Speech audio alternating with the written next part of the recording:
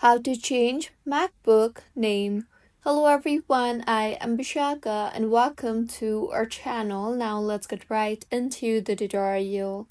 Firstly, go ahead and tap on the Apple icon on the top left of your screen and then tap on the System Settings option.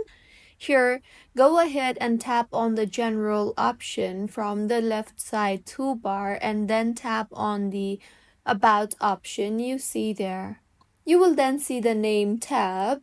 Tap on it and select the section of the name that you want to erase, and further erase the existing name and then go ahead and enter your new name, and with this, your MacBook's name will be changed.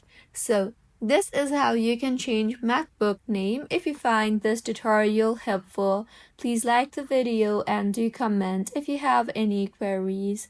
Also, do subscribe to our channel for more helpful tutorials like this. See you on the next one.